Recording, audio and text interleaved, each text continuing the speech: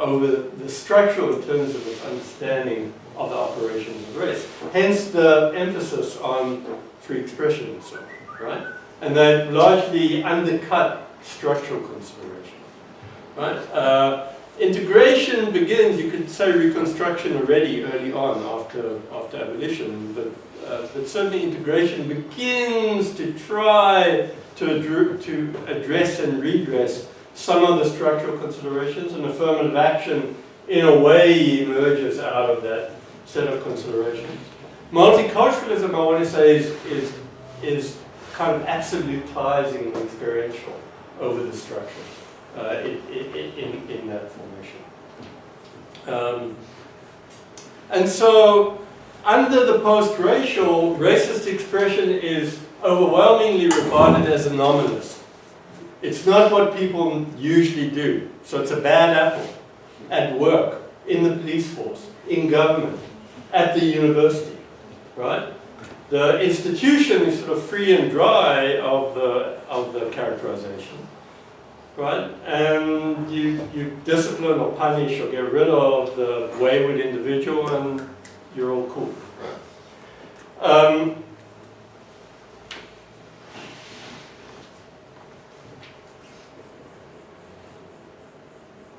So it's the kind of disappearance of raciality. It's on the one hand it claims to disappear the racial, but the disappearance is always, as my good colleague and friend Akbar Abbas would put it, is always a disappearance, right? It appears elsewhere in different form without the language, the tools, the analytics in order to be able to identify it as such, because that's been erased from the vocabulary, the analytic vocabulary, the critical vocabulary. And you're literally, when you do invoke the terms, you're literally regarded as either mad or, out of your mind, or, oh, there goes a crazy radical again, and so on and so forth, right? So one sees here, underneath all of this, racism as a kind of, as what Ruthie Gilmore has called the conditions of possibility for promoting premature death, right? I mean, what racism does is it structures conditions in such a way that it reduces the likelihood of a full life, right? I mean, it leads to this, right? I mean, this person didn't get to live out his life, right? And racism had a good, racist structures had a good part of the reason, both the activating reason and the expressive reason of how that took place.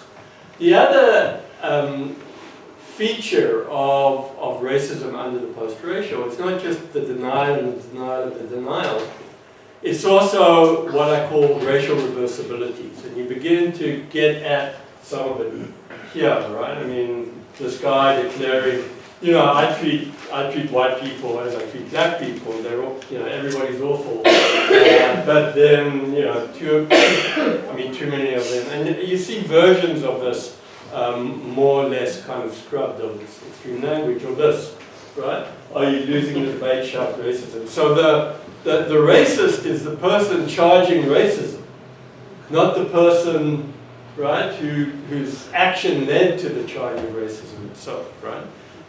That set of reversibilities is that white folk now charging everybody else of racism because of the invocation of race in order to characterize or identify the phenomenon. Or you see it, in the debates around Zwarte Piet in the Netherlands, the national mascot. As soon as you say Zwarte Piet is racist, I mean, as people I know, activists in the Netherlands, we know have. I mean, they jumped on not just by ordinary citizens, though that too. I mean, they're beaten up by police.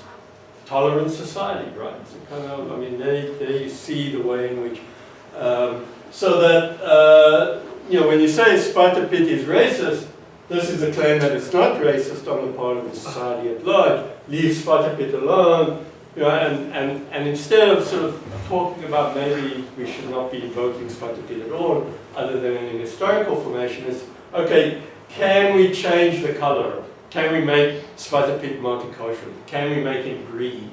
because all the kids love him and he brings gifts on December the 6th and so on, right? So instead of sort of getting at the underlying conditions that produced the concern in the first place, it's displaced to this other condition.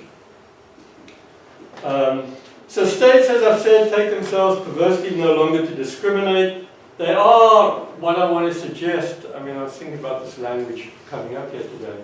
They are what I would call, you know, if racial states are those states that have structured themselves through racial formation from their modernizing sort of logic of undertaking, I want to suggest that this is a form of a racial state, a-racial state, right? Not to exonerate it, but to say that it's trying to neutralize itself, it's trying to immune itself from the charge of racism by saying we purged ourselves sort of the explicitly of the racial. So post-raciality proceeds by deflection away from attending to racial disparity. It leaves the structural untouched, right, in the name of addressing the experiential, right? And especially from the conditions of possibility, reinscribing a kind of racial destiny in the name of its denial, indeed the denial of that denial, as I said. Even erasing the traces of the denial. Right? There are lots of examples one can give here.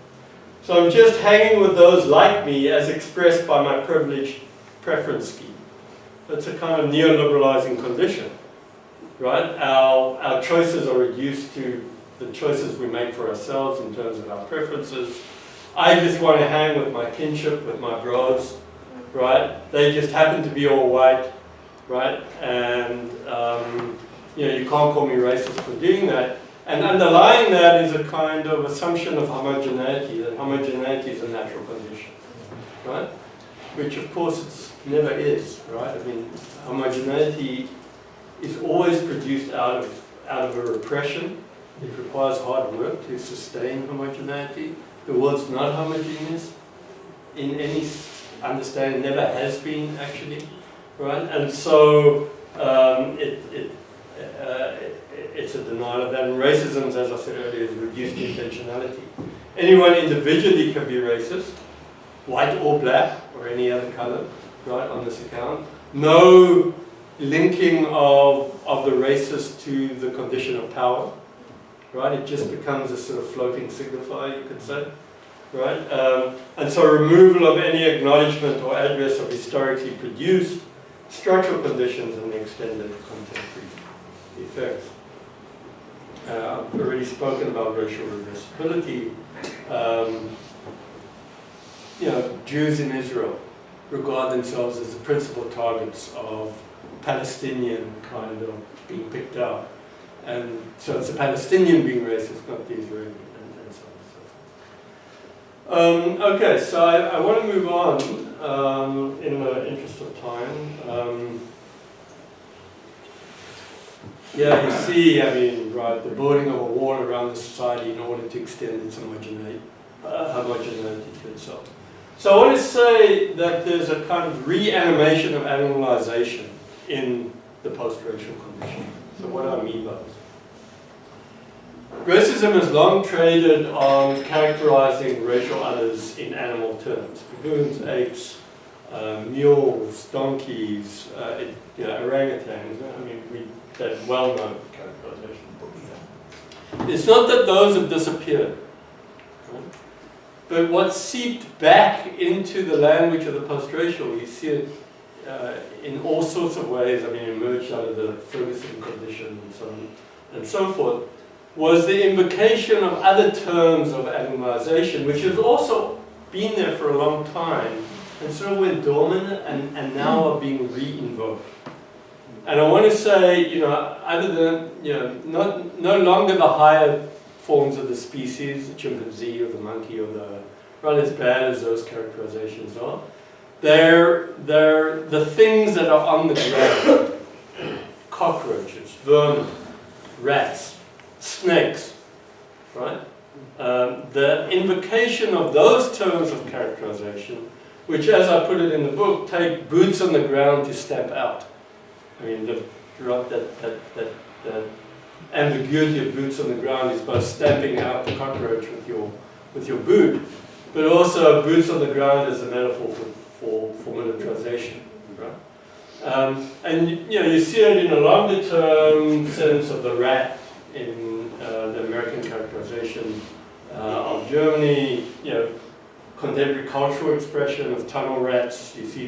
You saw it in District 6, in District 9, sorry, right, in that film. I don't know if any of you came across this about 2006. So this was a Facebook, maybe it was later, when Facebook started before that, right? This was a posting to Facebook by an Afrikaans 20-year-old, right? And it looks like he's gone hunting and killed himself a black kid, right? And it had 600 likes immediately, right? Immediately, within an hour, right? And it turns out that he paid the kid to kind of act dead, right, in order to, but again, horrible. You see it in this is not a good representation.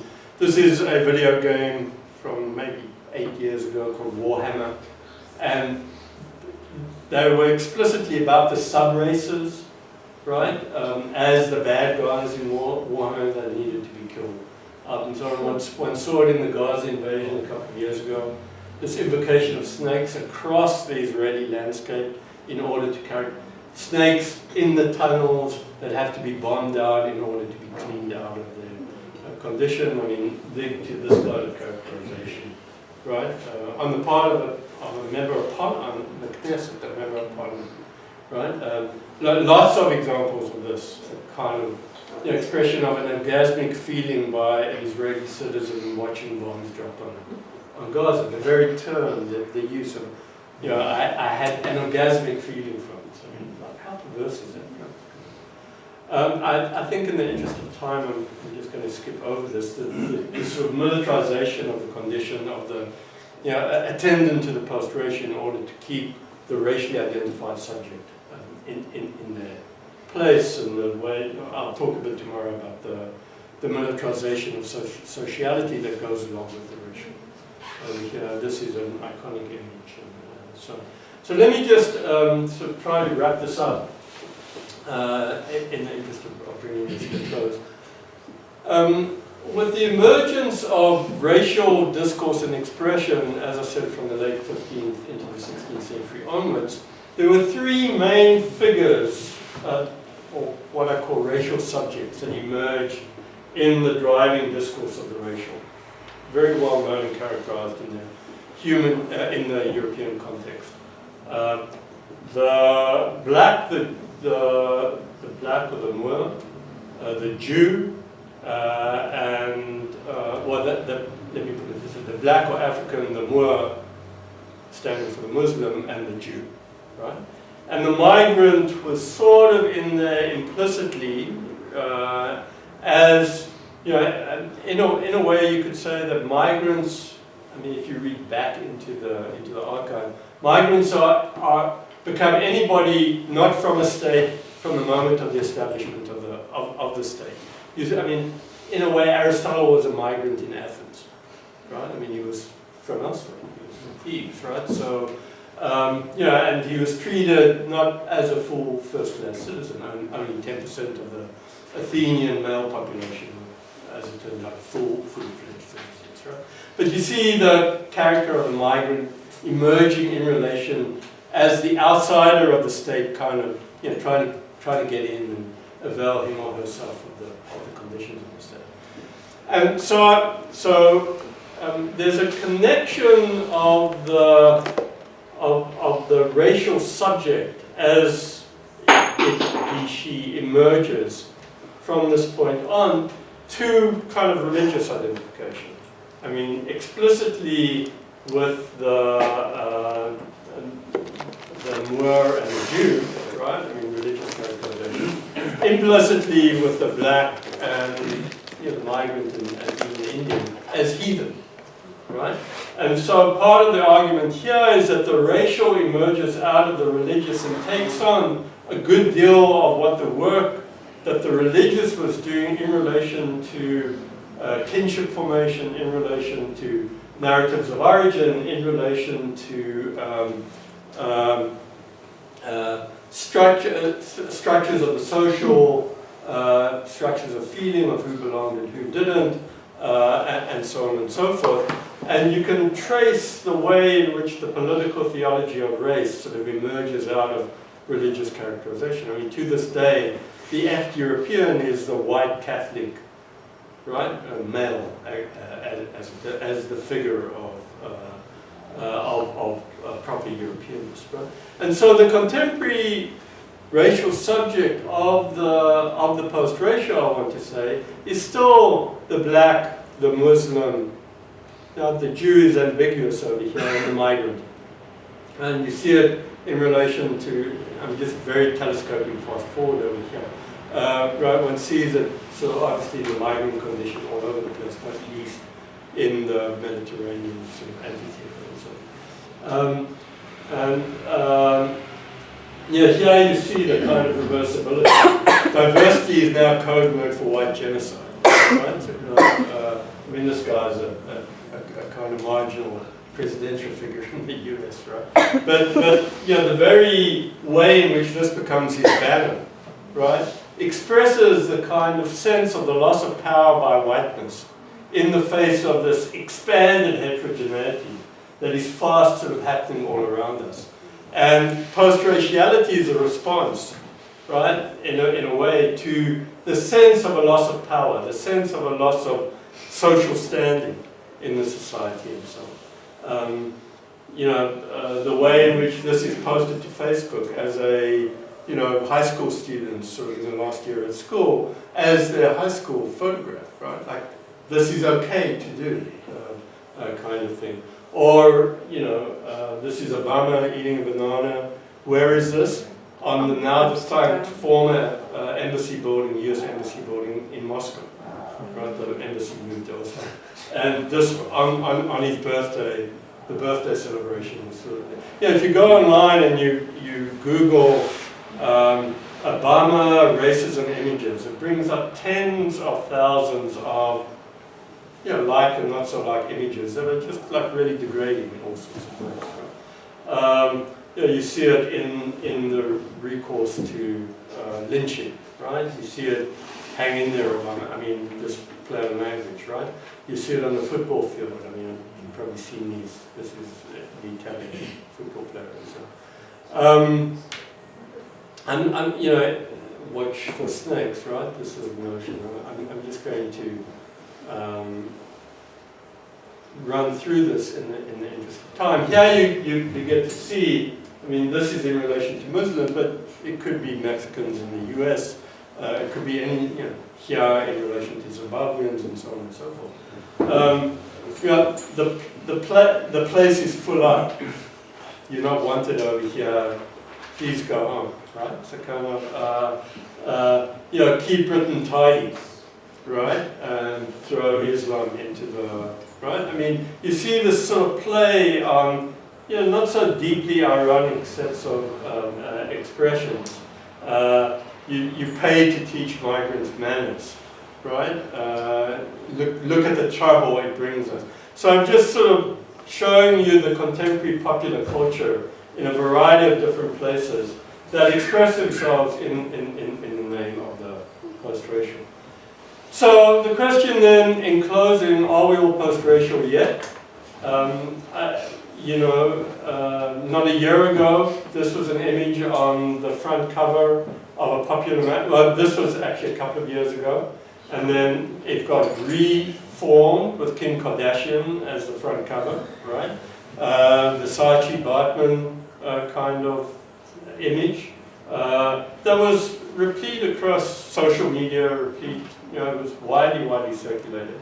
And was taken by the same photographer who took this photograph, right? Which of course is Grace Jones, and says, do not feed the animal, right? So Grace Jones herself, in a way, ironizing the complicity in this, when it was a boyfriend at the time who was engaged in this. But that sense of reanalyzing the black, in this case female body. Zwarte Piet store in the main department store on Dam Square every December, every November, December, in Amsterdam, right in the center of Amsterdam. Philomena won't walk into the store at that time of the day, at that time of the year, because this is what you run into. Just sort of going up and down about half a dozen of them. Life-size figures of Zwarte Piet kind of in your face, right? So kind of, and then, you know, the way in which this becomes, I'm just sort of putting a whole lot of things on the table in the name of the post-racial that we can talk about. You know, the sort of weakness of this kind of response. Again, the Football Association sort of saying, all we have to do is this, pretty much, in order to get rid of that first image I showed of the banana thrown at the football player. So here I just want to begin to show a couple of counter images, right? I mean, the contrast between the Black Power salute 1968 and the hands up, don't shoot begins to express a distance between. I just want to trouble the notion of hands up, don't shoot a little bit, right? Important as it is, and you know, in the Black Lives Matter movement and so on, the way in which it's been taken up as an iconic thing, but it's not this. No? So it's not the, you know, we're going to tear not everything down, but racist structures down. There's a difference, deep difference, right? And just the way in which this gets taken up very quickly, and that upper image kind of gets forgotten. Two Marlene Dumas fantastic paintings. So this is not the Wailing Wall, it's the Apartheid Wall, and it's praying at the Apartheid Wall. So again, the inversion of the significance of the identification sort of at play in the, and this is the Wailing Wall where Palestinians are being arrested. So that the turning against itself of those driving images of power seeking to express itself get turned upside down and just bring you up short, right? So you sort of stop and say, okay, how do I think about this? In the wake of the Michael Brown murder in Ferguson, what emerged as the sort of local, it wasn't quite the local express chapter of Black Lives Matter, but it was affiliated. A cross-racial group of young activists they did a number of interventions that were really interesting.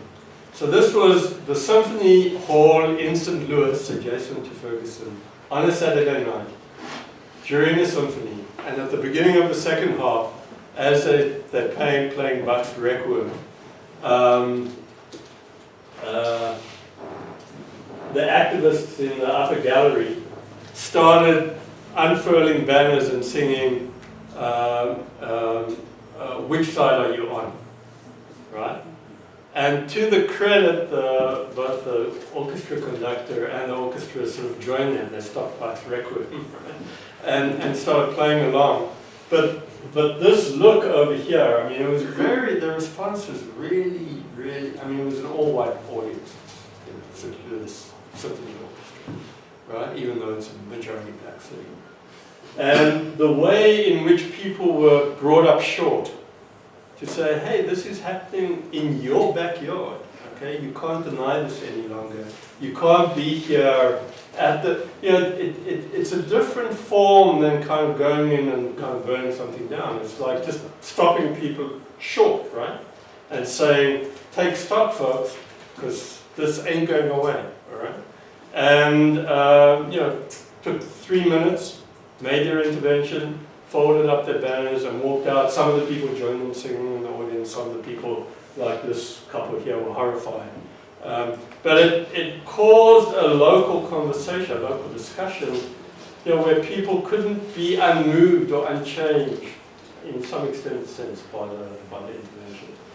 Activists in Amsterdam put out this in the Netherlands in relation to Zwarte Piet, all the conditions of racism that Zwarte Piet represents. each of the signifying conditions of the bag, the hat, the lipstick, the blackface. I mean, I have an image elsewhere of a white, it's very common at this time in the Netherlands, literally blackfacing. Well, so going from white to black, as a, I mean, you have to be self-conscious about this at a certain moment. So this was widely circulated and began to have some kind of impact in people going, whoops, better take the chocolate marzipan images of starter pit outside, out of the windows, the shop windows and so on.